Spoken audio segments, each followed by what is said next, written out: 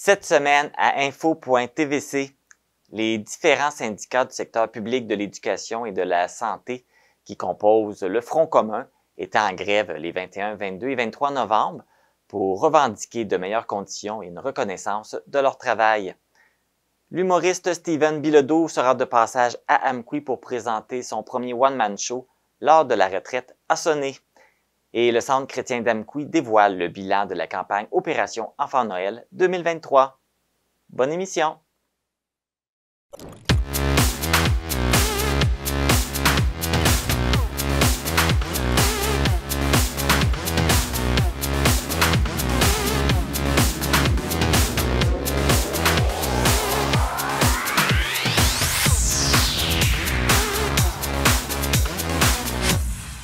Ici Marc Baudouin, bienvenue à cette édition du vendredi 24 novembre 2023 d'Info.tvc.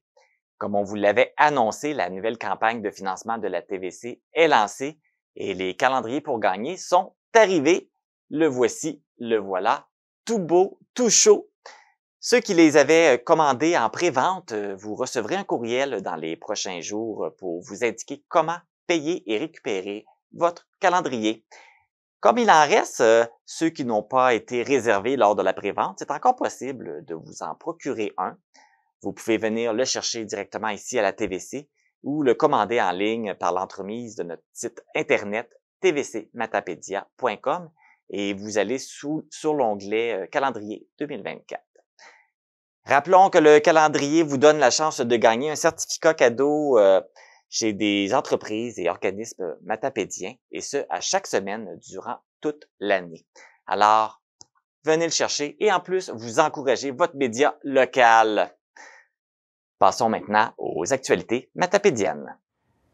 Voici vos actualités matapédiennes du 24 novembre 2023. L'entreprise matapédienne Construction d'Équerre est à la tête d'un nouveau projet de développement domiciliaire dans la municipalité de Lac-aux-Saumons. 10 terrains boisés d'environ 164 par 200 pieds, situés sur un lot du rang A à près d'1 kilomètre du cœur de la municipalité, avec une vue prenante sur le cours d'eau, sont maintenant en vente. Une demande de modification à la réglementation a été faite pour permettre la construction de duplex sur ces terrains. L'objectif est d'amener des nouvelles familles à venir s'établir à Lac-aux-Saumons. La première phase, qui consiste à la préparation et la vente des terrains, devrait se concrétiser en 2024. Le projet est aussi en attente de l'ajout d'une ligne électrique pour alimenter les habitations en électricité. Les futurs propriétaires devront toutefois se doter d'installations septiques et de puits d'eau potable.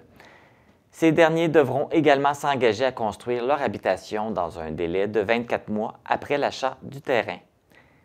Pour plus d'informations ou pour réserver votre terrain, veuillez contacter Marc Beaulieu, copropriétaire et entrepreneur général de Construction d'Équerre, au 418-631-5508.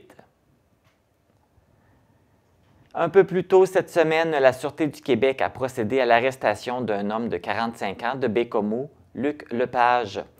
Cet individu était recherché par les enquêteurs en raison qu'il avait proféré des menaces et harcelé des personnes dans la région d'Amqui au cours des derniers mois. D'ailleurs, la Sûreté du Québec possédait un mandat d'arrestation contre Luc Lepage. L'homme est présentement détenu pour la suite des procédures. Rappelons que le 17 novembre dernier, la Sûreté du Québec avait demandé l'aide de la population afin de localiser Luc Lepage. Le comité réseau de la Matapédia, qui aide à l'accueil et l'intégration des nouveaux arrivants, est à la recherche de musiciens et de passionnés de musique pour sa prochaine activité, un 5 à 7 musiciens et musiciennes. L'objectif est de faciliter le réseautage entre les musiciens individuels, qu'ils soient nouvel arrivants ou non. Le 5 à 7 se déroulera jeudi le 7 décembre au 2e étage de la microbrasserie La Captive à Amqui. Bien entendu, les non-musiciens sont également les bienvenus. Pour plus d'informations et manifester votre intérêt à participer à l'événement, rendez-vous sur la page Facebook Réseau de la Matapédia.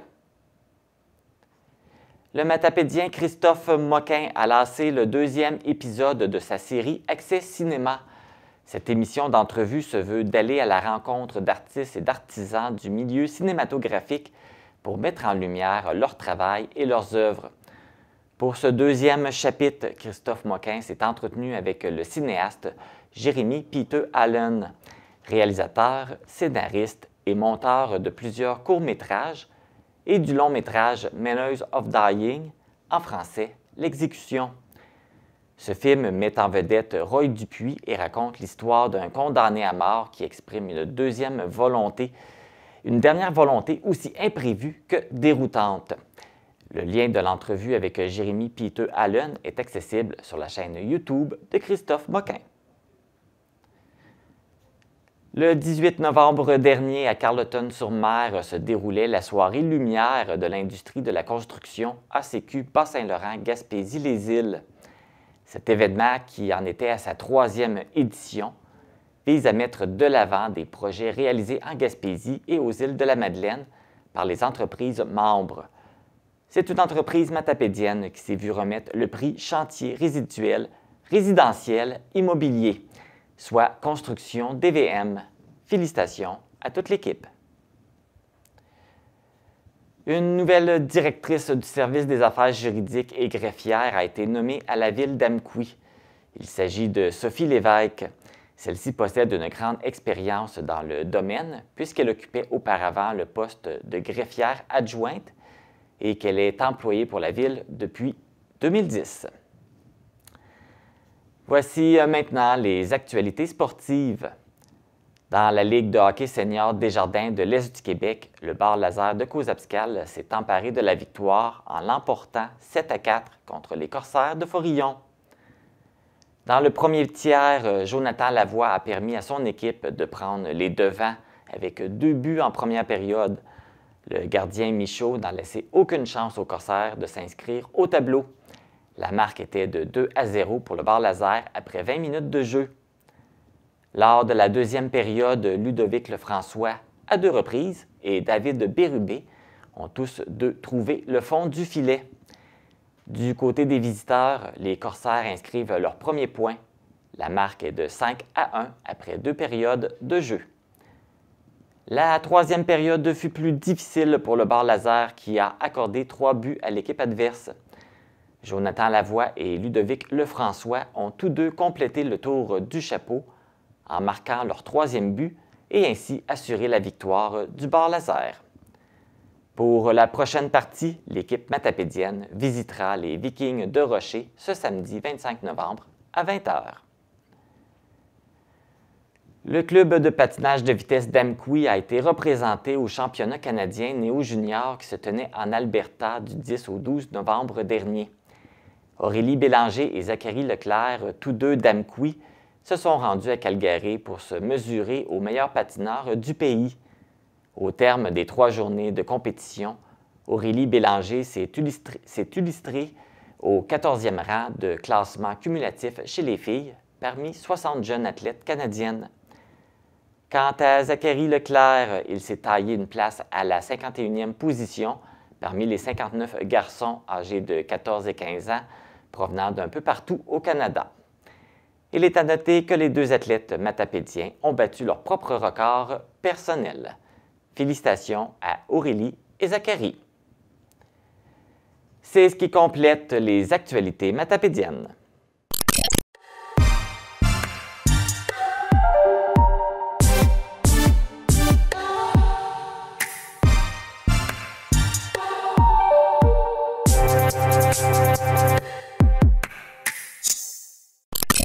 Le Front commun avait annoncé 3 jours de grève les 21, 22 et 23 novembre. Le Front commun, ça couvre plusieurs syndicats. Donc, il y a le syndicat de l'enseignement de la région de la Métis, il y a le syndicat des professionnels et professionnelles de l'éducation du Bas-Saint-Laurent et il y a le syndicat du personnel de soutien du Centre de services scolaires des Monts et Marais, dont j'ai eu l'occasion de rencontrer les présidents de chacun de ces syndicats pour discuter justement de ces 3 journées de grève, de ce qui s'en vient et des négociations. Le gouvernement au pouvoir se donne tous les droits. 30 d'augmentation de salaire. Avez-vous déjà eu ça, vous autres? Non! Les Kings de Los Angeles. La filière batterie. Ça tombe bien, la filière batterie, puis j'espère que ça va marcher parce que nos batteries à nous autres sont pas mal vidées. Donc, je suis avec Jean-François Gaumont, qui est le président du syndicat des enseignants de la Métis. Bonjour. Bonjour. Le syndicat va se promener, va faire le tour des différentes régions qu'il représente. Vous êtes à Amqui aujourd'hui. C'était quoi l'objectif? L'objectif, c'est d'envoyer un signal à la population, au gouvernement, que la population est derrière nous, puis qu'on veut un règlement négocié, un règlement qui a de l'allure, puis qu'on est prêt à s'asseoir avec le gouvernement. Mais le gouvernement, dans les faits, il ne se rend pas disponible pour négocier avec nous. Sonia Lebel dit sur toutes les tribunes qu'elle est disponible 7 jours sur 7, mais quand on arrive vraiment à échanger des dates pour des rencontres avec ses porte-paroles, c'est encore plus dur que de faire ouvrir un agenda à un élève de secondaire 1. C'est-à-dire qu'elle n'ouvre pas son agenda puis elle ne nous donne pas de date. Est-ce qu'on peut rappeler c'est quoi les demandes? Parce que là, il faut dire au monde que c'est pas juste au niveau salarial, là. En fait, effectivement, c'est pas juste au niveau salarial. Nos membres, là, ils ne demandent pas un enrichissement. Ce qu'ils veulent, en fait, c'est qu'on suive l'inflation puis que leur salaire suive l'économie, là, dans le fond. Nous autres, nos demandes, là, composition de la classe, alléger la tâche et attraction-rétention du personnel. Donc, ça prend toutes sortes de mesures structurantes pour garder les profs, pour pas qu'ils s'en aillent, puis en attirer d'autres dans les universités. Donc, ça passe par des bonnes conditions de travail. Puis, c'est un pari que le gouvernement n'a pas fait depuis longtemps, d'améliorer les conditions de travail du personnel, puis on l'invite à le faire. Quand on parle de composition de classe, c'est le nombre d'élèves en classe.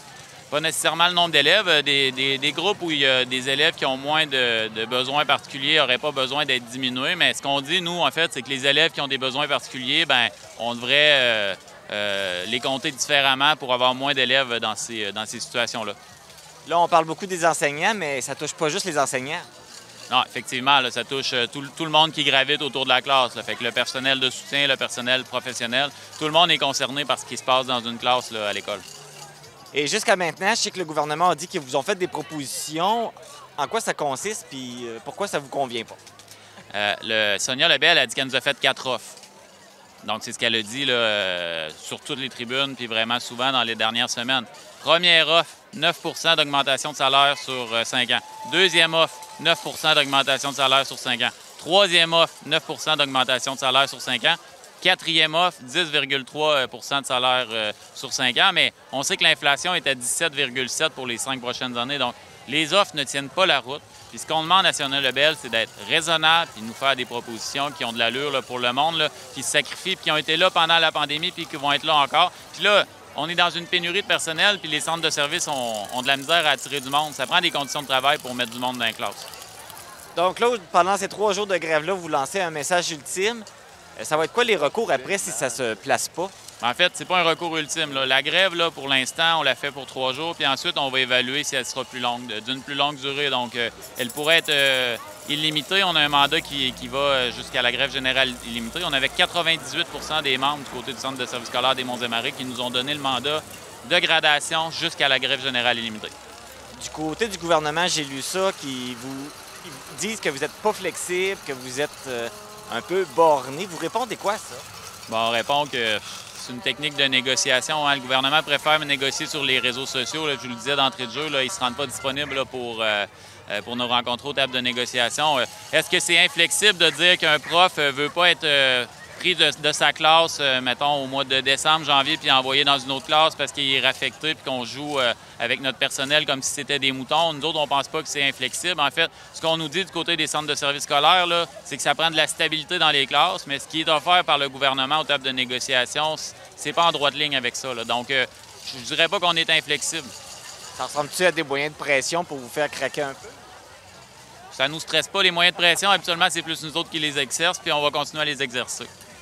Donc, après aujourd'hui, il reste encore 2 jours de grève. Ça va ressembler à quoi le programme pour le syndicat? Bien, pour le syndicat, si on regarde dans la région d'Amqui, aujourd'hui, on faisait une grande marche. Demain, il y aura une chaîne humaine. Puis après-demain, on va faire du piquetage devant les écoles.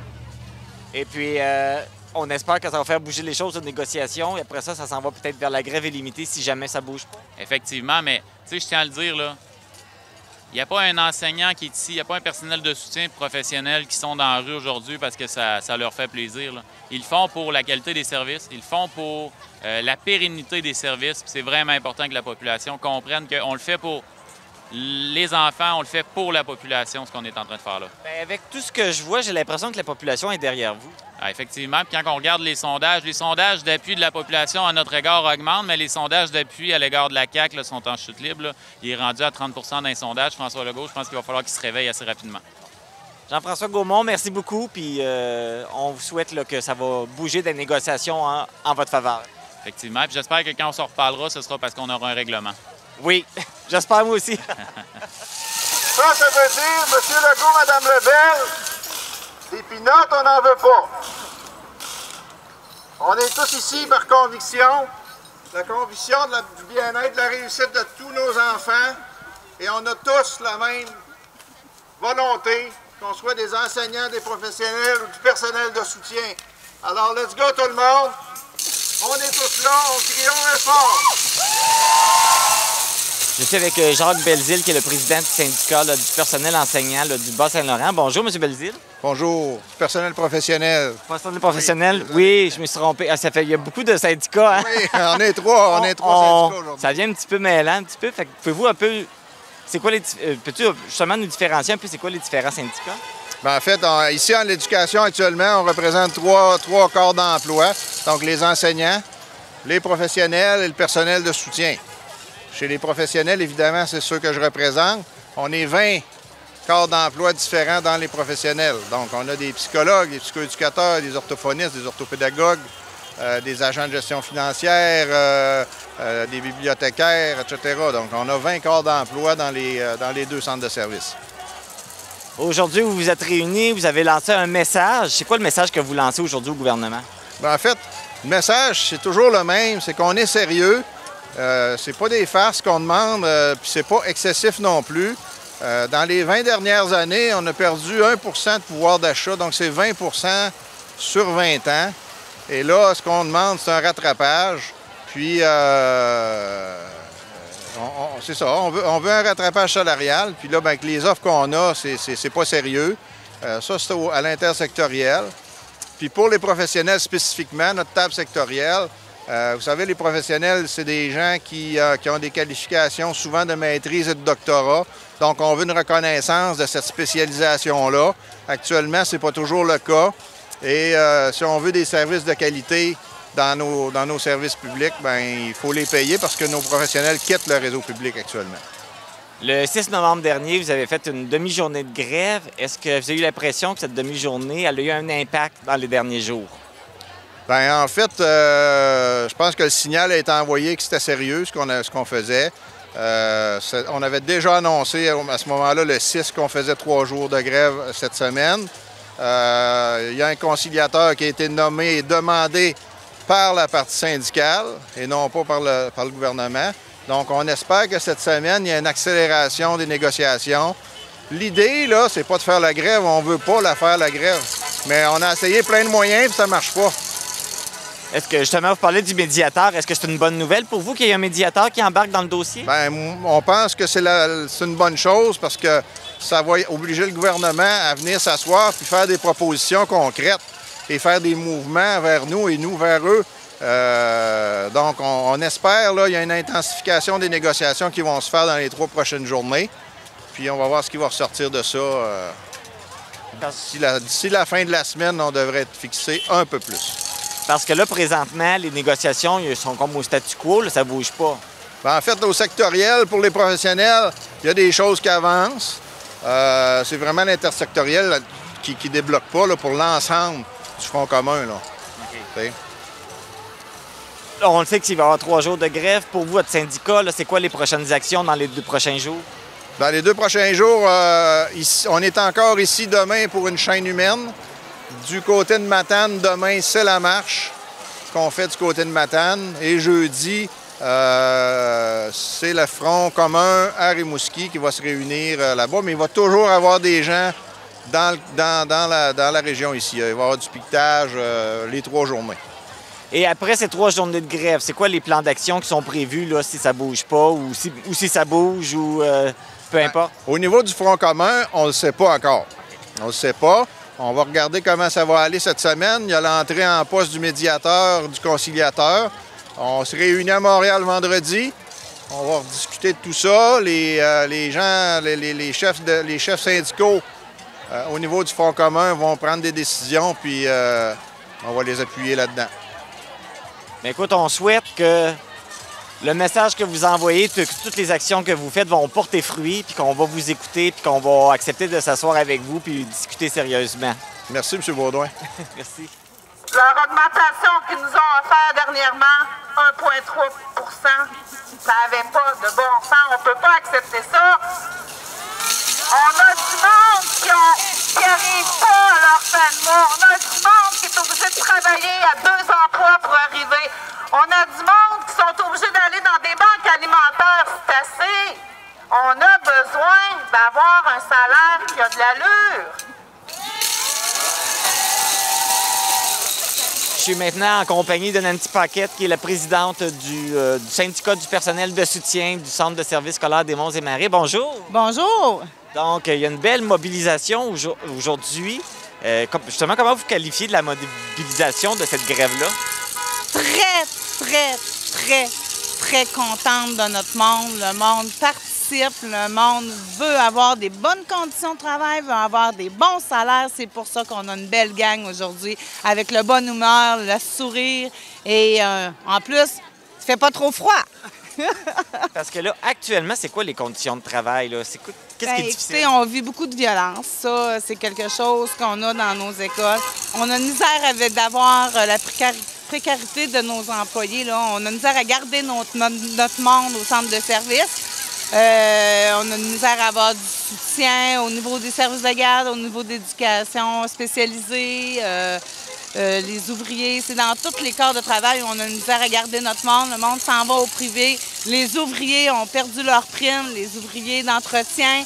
Si on compare les ouvriers d'entretien dans le monde du privé, ils sont payés presque le double et j'en passe. Là. Donc, ils ont besoin de leur prime d'ouvriers pour pouvoir rester avec nous. On a beaucoup de gens qui sont obligés d'aller dans les banques alimentaires parce qu'ils n'ont pas le salaire pour arriver aux fins de mois. On a beaucoup de gens qui ont 2 emplois parce que c'est pas assez le salaire et c'est pas assez le nombre d'heures qu'il y a. Donc, aussi, on veut des postes avec plus d'heures. On a des gens qui travaillent 6h25 par jour. Là. Il y en a qui travaillent 15 heures. Il y en a qui c'est des 20 heures. Fait que comment voulez-vous qu'on garde notre monde avec des heures comme ça? En service de garde, les heures sont coupées. Donc, ils viennent faire du temps le matin, le midi et l'après-midi. Donc, ça fait aussi que c'est désagréable de se promener de la maison au travail. Donc, nos gens s'en vont dans le privé aussi. Écoutez, il faut que ça change. Ils ne nous donnent même pas le coût de la vie, là. Hein? On voit tout le monde, là, le coût de la vie dans les employés municipaux, dans les élus. Il était à 6,7 en 2022. On n'a pas eu ça, là. Là, bien, on est à 4. Ils veulent nous donner 1,5. À un moment donné, il faut qu'on suive, là. On ne peut pas suivre, là, avec des petits montants comme ça. Ils nous offrent 9 sur 5 ans. Là, elle pensait nous faire plaisir avec une augmentation de 1,3 bien, voyons donc, c'est ridicule, c'est rire de nous, là. Fait qu'on est là, on se mobilise, on a 2 autres journées à faire après celle-là. On lâche pas, puis on va peut-être finir par se faire entendre pour le meilleur. Quand on parle des écoles, on pense tout de suite aux enseignants, mais le personnel de soutien joue un rôle important. Là, on n'aurait pas d'école si on n'aurait pas le personnel de soutien. Le personnel de soutien, là, c'est nous qui supportons. Si le soutien n'est pas là, l'école prend le bord. Hein? On pense à nos concierges qui font le ménage. On pense à nos secrétaires qui est comme l'adjoint de notre direction. Hein? La direction, on ne peut pas avancer, ça n'a pas ce secrétaire à côté, ses agents de bureau. Les éducateurs spécialisés sont importants pour les enseignants, sont importants pour notre monde professionnel aussi. Écoutez, si le soutien scolaire n'est pas là, l'école, c'est sûr, elle prend le bord. Puis si on se rappelle la dernière convention qu'on a signée il y a 3 ans, là, quand nous, les employés de soutien, on n'était pas en front commun à ce moment-là, et quand nous, les employés de soutien, on faisait notre grève, mais les cours étaient suspendus. Quand les professeurs faisaient leur grève, bien, les employés de soutien, nous, on rentrait. Le service de garde accueillait les jeunes, les éducateurs spécialisés rentraient travailler. Quand on a eu la pandémie, qui a supporté à distance tout ça? C'est nous encore, les employés de soutien. Les techniciens en informatique étaient là pour tout rôder le télétravail puis l'enseignement à distance. On avait nos services de garde ouverts, on avait des enfants, on avait des éducateurs spécialisés qui étaient là, qui aidaient. On est là. On a besoin de se faire entendre, nous aussi. Puis on fait partie de la grande équipe autant que les enseignants et les professionnels. Il ne faut pas nous oublier parce que, comme je le dis toujours, sans soutien scolaire, l'école prend le bord. Là, maintenant, on est en force, on est ensemble. C'est beau, c'est grand, c'est grandiose. Dans tout le Québec, c'est 420 000 travailleurs, autant de la santé que les cégeps. Je pense qu'il faut qu'ils s'assoient et qu'ils décident de faire une bonne négociation. On a besoin d'être flattés un petit peu. Pendant que vous faites des revendications, le gouvernement a annoncé des millions pour inviter une équipe de hockey, les Kings de Los Angeles, à venir vivre ici.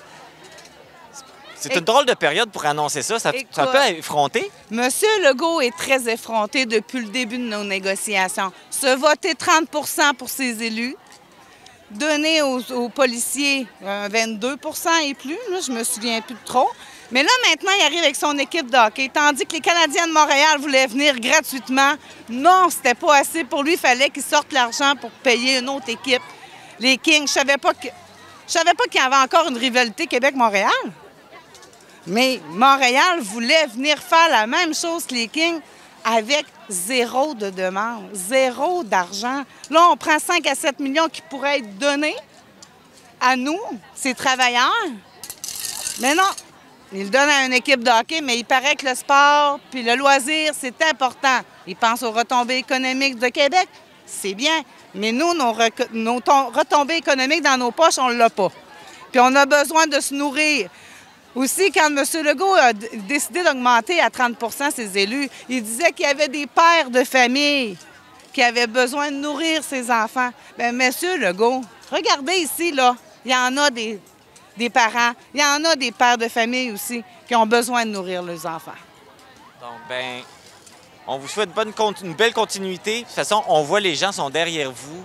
On veut avoir des bons services aussi pour nos enfants. On veut qu'ils soient en sécurité, on veut qu'ils soient bien éduqués. Et voilà. On veut qu'on s'occupe bien d'eux autres. Fait que, on n'est pas là contre les enfants, justement. On est là pour les enfants, puis la qualité des enseignants, la qualité du professionnel et la qualité du soutien. On a tous à cœur nos enfants. Donc, c'est pour ça qu'on est là, pour qu'il y ait du bon service aussi.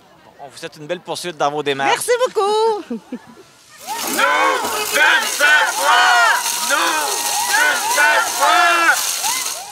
Rappelons que le syndicat des professionnels et professionnels de l'éducation du Bas-Saint-Laurent représente plus de 200 professionnels de l'éducation des centres de services scolaires des Monts-et-Marais et des Forts. Et rappelons également que les fédérations et les syndicats de l'enseignement au sein du Front commun ont en main un mandat à hauteur de 95 % pour exercer ce droit pouvant aller jusqu'à la grève générale illimitée si les deux parties, les syndicats et le gouvernement, ne s'entendent pas durant cette période de négociation. Pour contrer le manque d'informations locales, pour sensibiliser la population, pour mettre en valeur le savoir-faire régional, pour divertir la population, pour être accessible à la portée de tous et proche des gens, pour que nos histoires soient relatées et racontées pour les gens qui ne peuvent se déplacer. Au Bas-Saint-Laurent et en Gaspésie, vos 8 télévisions locales existent pour vous.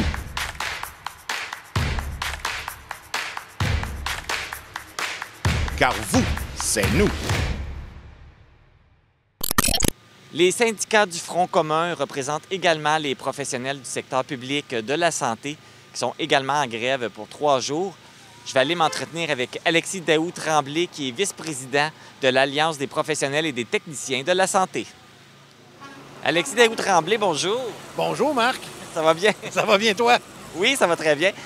On voit qu'il y a une belle mobilisation aujourd'hui, là. Ah oui, on est très, très contents. Les gens, bien, on est contents. En même temps, on serait encore plus contents si on n'avait pas à faire la grève, on s'entend. Mais les gens sont quand même là. On se rend compte que l'appui qu'on avait lors de nos assemblées générales se traduit au niveau de la présence de nos membres sur les lignes de piquetage. On est excessivement satisfaits. Fait que ça, on en est rendu là, c'est parce que ça va pas très bien. C'est quoi les conditions actuelles là, pour les professionnels de la santé?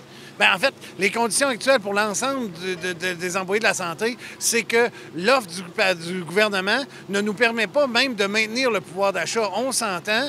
À un moment donné, quand le gouvernement prévoit lui-même une augmentation, une inflation de 12 jusqu'à 18 dépendamment des chiffres, puis qu'il nous offre une offre de 10,3 bien, à un moment donné, les gens ont vécu la même augmentation que l'ensemble de la population. Puis à un moment donné, la pinte de lait augmente le même prix pour tout le monde et le pain augmente le même prix. Fait que c'est sûr qu'on veut avoir des conditions qui nous permettent de maintenir notre pouvoir d'achat. Puis en même temps, il y a tout le reste de l'organisation du travail, s'assurer qu'on est capable de donner les services de qualité pour la population, et les services qui sont requis et qui sont dus à notre population. Et justement, qu'est-ce qui seraient les conditions acceptables? Bien, actuellement, la position du Front commun, on est à 21 ou 22 sur 3 ans. Il faudrait que je revalide le chiffre très exactement. Actuellement, bien, on va laisser la chance à la négociation de fonctionner, mais ce qu'on veut, c'est d'avoir une reconnaissance du gouvernement, ce qui actuellement n'est pas ressenti du tout par les commentaires. Ah, le gouvernement actuellement fait pas preuve de cohérence dans toutes ces mondes. Quand on parle d'un gouvernement qui s'augmente de 30 on parle en même temps, on n'est pas des joueurs de hockey, je peux le comprendre, mais quand on peut offrir 5 à 7 millions pour faire venir une équipe de hockey pour 2 jours, à un moment donné, si on veut être cohérent, on a des besoins dans le réseau, là je parle du réseau de la santé, mais également dans le réseau d'éducation. Je pense que ces gens-là, nos membres et la population est en droit d'avoir les services qu'ils méritent. Et comment ça se passe actuellement là, dans les négociations? Écoutez, là, je suis pas dans les grandes sphères. Je peux pas vous donner cette information-là. Il faudra vérifier peut-être au niveau des centrales ainsi que du Front commun en tant que tel. Là, je peux pas vous dire aujourd'hui comment ça avance. Je sais que dans les dernières semaines, ça n'avait pas avancé énormément. Je vous invite plus à regarder au niveau des pages Facebook, ces choses-là. Là, le gouvernement a annoncé l'arrivée d'un médiateur. Est-ce que c'est une bonne nouvelle pour vous? Bien, on pense que je pense que c'est un conciliateur. Je ne sais pas si ça fait une différence entre un médiateur et un conciliateur, là, mais écoutez, ce que qu'on pense, c'est que c'est sûr que ça démontre la volonté de tout le monde d'arriver à une solution négociée, ce qui est le but d'une négociation de base. Qu'est-ce que ça va? Est-ce qu'on est déçu que ce médiateur-là, ce conciliateur-là, ne peut même pas faire de recommandations au niveau des salaires? De ce que j'en ai entendu des dirigeants syndicaux, c'est sûr que c'est quand même décevant. Mais à partir de là, je pense que c'est une avancée. Qu'est-ce que ça va donner? Nous, on est prêts à continuer et on est motivés à le faire, mais est-ce qu'on espère d'arriver avec quelque chose le plus rapidement possible? Évidemment. Comme les professionnels de l'éducation, vous faites la grève pendant 3 jours. Comment ça va se passer pour vous? Bien, au niveau de la santé, il faut comprendre qu'on est en situation de service essentiel, donc on a des horaires à respecter pour maintenir des services, parce que veut pas, on est tout à fait conscient qu'il y a des gens qui ont des besoins puis on ne veut pas les laisser tomber. Fait que c'est sûr qu'il faut maintenir les services essentiels, donc regarder au niveau des horaires. Donc la gestion de l'horaire de grève est tout un défi de la part de tous les syndicats qui sont en front commun au niveau de la santé. Fait qu'on est là-dessus et après ça, bien, c'est de survivre au froid. Oui. Et puis, on sait que les milieux de la santé, c'est important. Est-ce que vous sentez que vous avez la population derrière vous? Bien, écoutez, je ne sais pas si on va les entendre, mais on entend quand même beaucoup de klaxons. On n'est pas situé dans un endroit très passant. Si on se compare avec la 132, je pense qu'on a quand même un bon appui de la population, puis on espère que ça se règle le plus rapidement possible. Après ces 3 jours de débrayage, c'est quoi les prochaines actions qui sont envisagées si jamais ça ne bouge pas? Actuellement, on n'a pas l'information par rapport à une prochaine séquence de grève. Cependant, en théorie, ce qui a été voté qu'au niveau des mandats du Front commun, c'est d'augmenter les moyens de pression, pouvant se rendre jusqu'à la grève générale limitée. Est-ce qu'il y aura une grève générale limitée ou une autre séquence de grève? Ça sera décidé en Front commun, ce que je ne peux pas répondre pour l'instant, mais c'est sûr que c'est dans les cartons. Bon, donc, c'est à suivre et on vous souhaite que, justement, le gouvernement entende vos messages ces jours-ci puis que ça bouge les négociations dans un avenir rapproché. C'est très gentil, merci. Au Bas-Saint-Laurent, les travailleurs du secteur public représentés par les syndicats du Front commun sont au nombre de plus de 12 000 employés des établissements de santé, de services sociaux, scolaires et collégiaux. Pour nous nous joindre, composez le 418-629-4503 ou écrivez-nous à journaliste@tvcmatapedia.com. Restez à l'affût de toutes nos activités en nous suivant sur Facebook. Vous pouvez également regarder nos émissions en vous abonnant à notre chaîne YouTube. L'humoriste, podcasteur et vétéran des Forces armées canadiennes, Stephen Bilodeau, sera de passage à Amqui pour présenter son premier one-man show. Pour découvrir ce nouveau talent, je le reçois en entrevue. Bonjour Stephen! Allô, bienvenue. Est-ce que dans l'écran, on a tout est correct? Est-ce qu'on me voit bien? Je suis dans ma voiture, je vis dans ma voiture comme humoriste de la relève à faire le tour du Québec, puis très, très, très heureux d'aller vous voir à Amqui et en plus privilégié que vous ayez donné un petit peu de temps d'antenne pour me faire connaître dans votre région. Bien, effectivement, tout d'abord, c'est ça ma première question. On aimerait ça apprendre à te connaître un petit peu plus. Donc, est-ce que tu peux nous parler un peu de ton parcours, voir qu'est-ce qui s'est passé, parce que ton statut d'humoriste est quand même assez récent. Il est récent, ça fait 4 ans et demi que je suis dans l'industrie de l'humour à temps plein. C'est sûr que j'ai commencé avec une entreprise qui s'appelait Acting Company. Je voulais prendre des cours de stand-up suite à ma carrière militaire pour aller justement, bien entendu, combler des besoins de vivre de l'adrénaline, de me sentir en danger. Je suis aujourd'hui atteint d'un syndrome post-traumatique, ce qui fait en sorte que je suis déconnecté un peu de mes émotions. Puis de vivre des sensations fortes fait en sorte que je me sens vivant. Fait que c'est vraiment les arts de la scène, pour moi, qui a été un choix très salutaire dans cette carrière-là. Mais je suis un homme de 35 ans, de 45 ans. J'aimerais ça être à 35 ans. Tu le vois, le beau lapsus, hein? Oui, non, mais j'habite à Ottawa aujourd'hui, mais je suis un homme qui a grandi à Québec. Puis on m'a fait comprendre que comme le racisme systémique, j'avais grossi en région. Fait que très content d'aller rencontrer les gens d'Amqui. Comment je pourrais dire ça? Ma famille venait de Matane. Hein? Ma famille est originaire de Matane. Donc, votre petit coin de pays, je le connais et je l'adore. Donc, le 1er décembre prochain, je vais être à la Captive pour présenter mon premier spectacle solo. Je suis en rodage depuis 2020, bien entendu. Puis souvent, je dis aux gens que c'est un spectacle évolutif parce que souvent, les artistes établis vont être en rodage pour un spectacle. Le spectacle ne bougera pas. Mais dans mon cas, ça fait peu de temps que je fais de la scène, même si j'ai énormément d'expérience de scène à l'intérieur de ces 4 ans et demi-là. Mais j'avais envie de présenter toujours un matériel qui suit en fait mon évolution, puis j'invite les gens à vivre ça avec moi. D'ailleurs, justement, ton spectacle s'appelle « L'heure de la retraite a sonné ». Il y a un beau paradoxe parce que tu commences ta carrière d'humoriste et ton spectacle s'appelle « L'heure de la retraite ». J'avais plusieurs choses à apprivoiser. Pourquoi tu as choisi ce titre-là? Mais j'avais apprivoisé d'être réellement à la retraite parce que à la base, je suis sorti des Forces armées canadiennes et je m'en allais vers une retraite. Je suis sorti avec des conditions médicales, ce qui fait que je suis très bien supporté par les anciens combattants. Mais tu sais, c'est important aussi de se redéfinir. C'est important d'avoir de l'estime de soi. Donc, j'avais besoin aussi d'une nouvelle identité et je la trouve au travers de ce spectacle-là. L'heure de la retraite a sonné. Ça frappe de plusieurs façons. Cette transition-là, c'est pas naturel, hein, l'armée à faire des blagues. Par contre, ce que je raconte aux gens, c'est que pendant 20 ans dans l'armée, je faisais rire les gens avec des blagues. Souvent, on a utilisé l'humour. L'armée, ça fait partie de l'ADN d'utiliser l'humour justement pour désamorcer des situations difficiles et puis d'être capable de passer au travers. Puis, il y a de l'humour de la filiation. J'ai toujours voulu, moi, être accepté. Et ça a été une façon pour moi de joindre des groupes, de me faire accepter, de me faire aimer, ou du moins de sentir cette appréciation-là des gens par mon humour. Donc, pour moi, c'était très naturel d'aller vers l'École nationale de l'humour, de prendre des formations en humour pour en arriver aujourd'hui à être un humoriste professionnel. Très, très, très heureux de présenter ce spectacle-là qui va parler...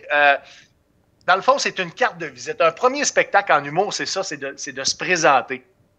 Et de présenter aussi nos particularités, notre ADN. Donc, je parle que je vis au Canada anglais, je suis un francophone, c'est une réalité qui est indéniable et c'est très, très, très particulier parce que le Québec, se veut être un Québec davantage nationaliste, pour ne pas dire séparatiste, là. Mais on comprend qu'il y a un grand clash là. J'explique aussi plein d'emplois que j'ai fait dans ma vie parce que j'ai grandi avec un père qui valorisait beaucoup le travail.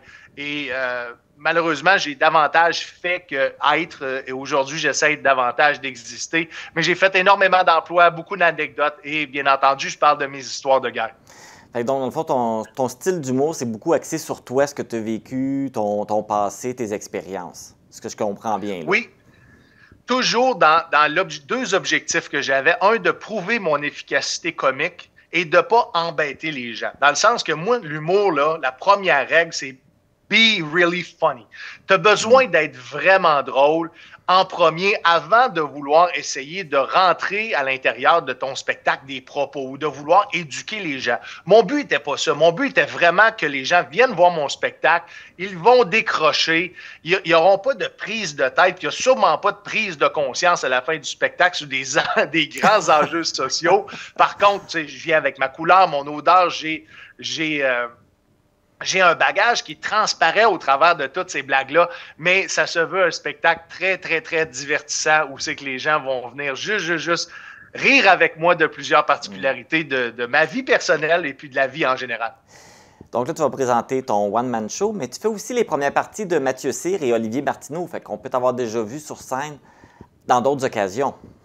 Oui, exactement. Donc, il y a quelques semaines, j'ai signé avec une nouvelle gérance, une nouvelle boîte de production qui s'appelle Doigt d'honneur. Très fier d'appartenir à cette famille-là parce que quand je suis avec Mathieu et Olivier dans les loges, ce que je peux bénéficier en expérience est juste extraordinaire. Les brainstorms qui sortent de ces rencontres-là avec deux artistes qui sont extraordinaires. Premièrement, c'est des humains qui ont des cœurs gros comme la terre, mais c'est des entertainers, c'est des performers, c'est des gens qui sont là pour servir le public. Puis c'est ça qui est important en humour, c'est d'aller sur scène pour servir le public. Les gens dépensent de l'argent, font garder leurs enfants, prennent le temps pour venir se divertir. Donc, c'est important que notre mission, on le mène à bien. Là, tu entends mon jargon un peu militaire là-dedans, mais tranquillement, je redeviens citoyen civil et... Écoute, je suis privilégié de faire la première partie de ce spectacle-là qui s'appelle « Avant la fin du monde ».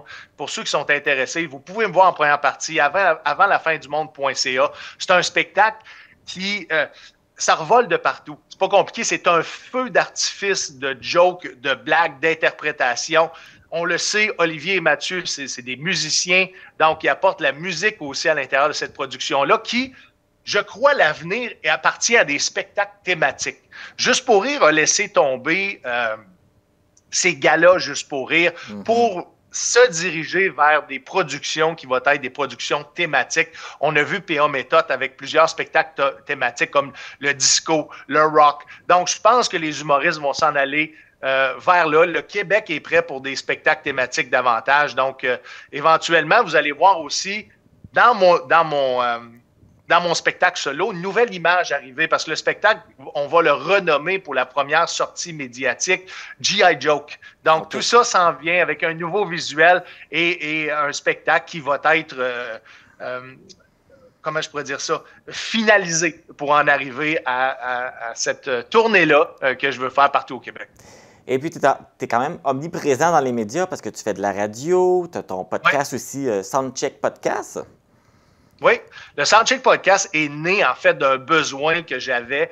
On était en pandémie, mais on commençait à refaire des spectacles et le Soundcheck Podcast a été créé, un, pour aller à la rencontre des humoristes que je connaissais pas dans le milieu. Deux, je voulais faire ça devant public parce que devant public, je tire toujours le meilleur de moi-même et souvent de mes invités. Et je faisais ça avant ma soirée d'humour pour faire la promotion de ma soirée d'humour. Donc, c'est comme ça que le podcast est arrivé dans ma vie. Mais je me suis mis à aimer le podcast à un point où est-ce que j'aime ça pratiquement autant que la scène. Donc, de fil en aiguille, j'ai fait de la radio communautaire et là, je suis rendu à la radio commerciale du côté de l'Outaouais. Je suis au 104.7 FM tous les vendredis autour de 4 heures. Ma chronique humoristique est disponible à tous les semaines aussi sur mon Linktree. Donc, vous allez voir sur Instagram, allez voir dans ma bio Et puis, toutes les capsules humoristiques sont là. C'est un médium que j'adore.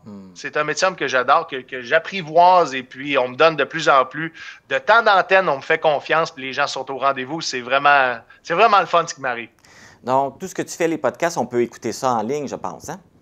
Oui, sur ma chaîne YouTube, Steven Bilodeau, humoriste, ou sur la chaîne YouTube du Soundcheck Podcast. Allez vous abonner. Je pense qu'on approche du 1000 abonnés. On voit que le podcast gagne en popularité. Juste pour rire, cette année, on a acheté le Soundcheck Podcast et j'ai même fait ma première participation au Festipod, qui est un festival de podcasts, de balado numérique, un des plus gros au Québec, en fait, qui se passe du côté de Montréal.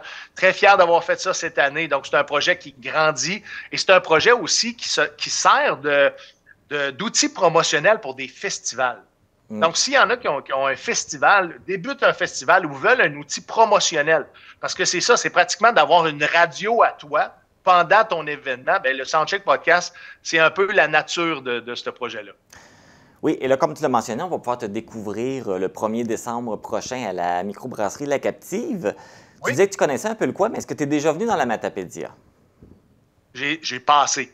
Donc, je l'ai vu, mais j'ai peut-être arrêté aux toilettes. Mais ce que je veux dire, c'est que non, j'ai pas pris le temps d'aller à la rencontre des gens de la Matapédia, mais très, très, très, très hâte. Fait que ça va être notre première rencontre, là. Ça va être ta première rencontre avec les Matapédiens et les Matapédiennes.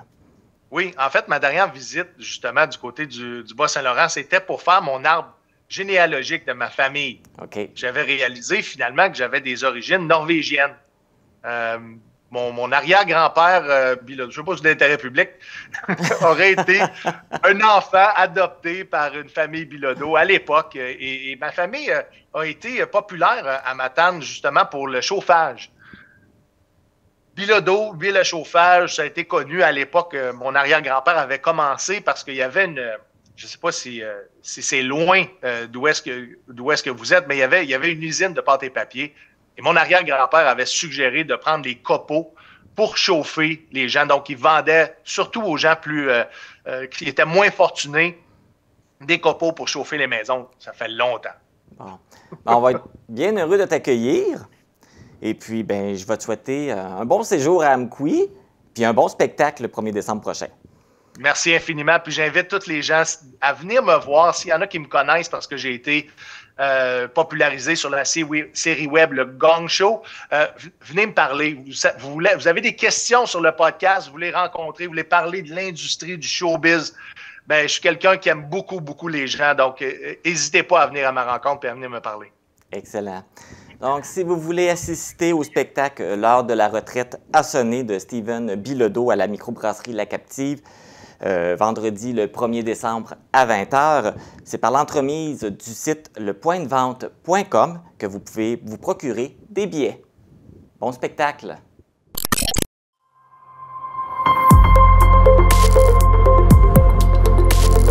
Pour connaître ce qui se passe chez vous, dans la vallée de la Matapédia, TVC Matapédia, on s'y retrouve partout. La campagne Opération Enfant Noël est maintenant terminée. Je suis au Centre chrétien d'Amqui pour venir rencontrer Denis Lavallée-Pasteur et Laurence Pelletier, qui est la responsable de la Bourse du Bon Samaritain, pour faire le bilan de cette campagne. Bonjour. Denis Lavallée, Laurence Pelletier, bonjour. Bonjour. Bonjour, bonjour.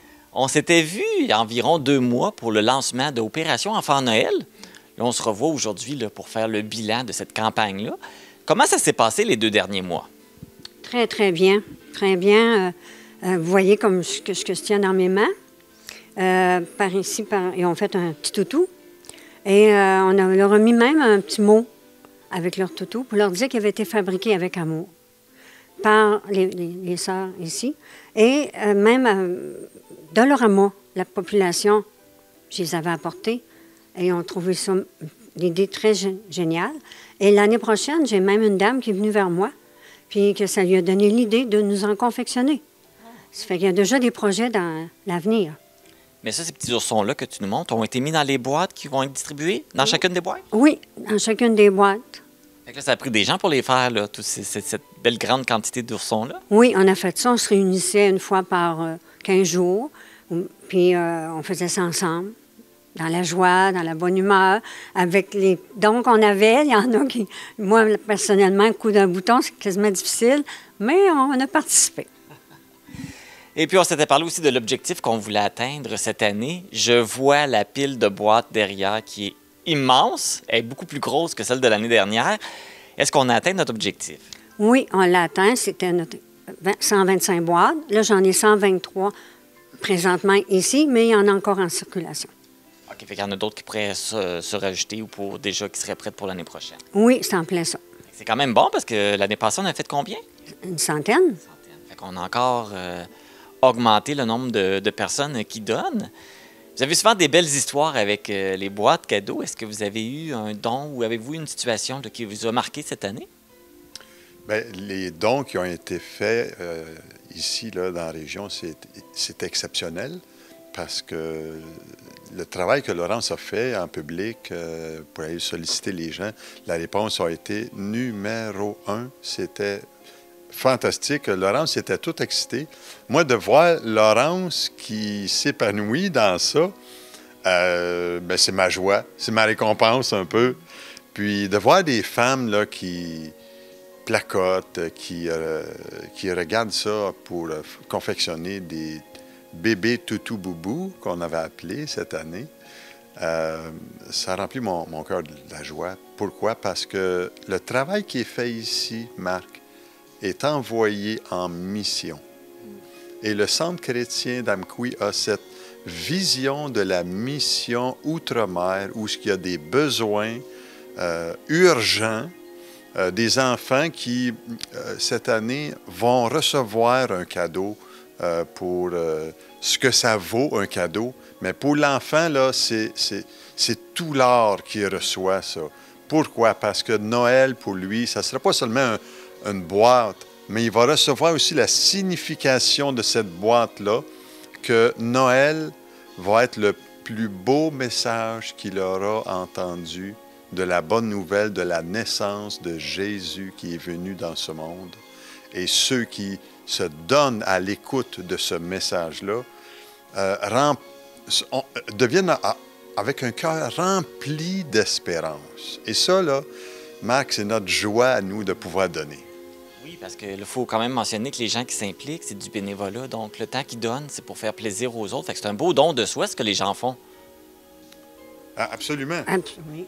Absolument. Écoute, c'est de voir comment est-ce que il y a de la mobilisation, puis de voir que, écoute, de A à Z, chaque boîte, Laurence a regardé les boîtes. Il faut qu'elle regarde tout ce qu'il y a dans la boîte et tout ce qui... Est-ce que c'est conforme, non conforme? Et il y a beaucoup d'heures de plaisir qui ont été fait de par Laurence là-dessus. Est-ce qu'on peut rappeler quand est-ce que les boîtes vont partir et où est-ce qu'elles vont aller? Oui, c'est demain matin que je vais porter ça à Rimouski. Puis c'est l'Église de Rimouski qui nous supporte pour le transport. C'est eux autres qui vont aller les apporter à Québec. Okay. Fait que ça nous permet d'avoir de l'aide. Et en passant, je voudrais remercier la population d'Amqui.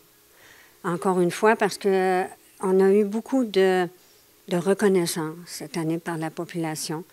On a eu beaucoup d'appui, beaucoup de bons petits moments ensemble. Je trouve que la population d'Amqui, c'est une ville, pas rien qu'on s'amuse, mais c'est une ville aussi qui sont généreux.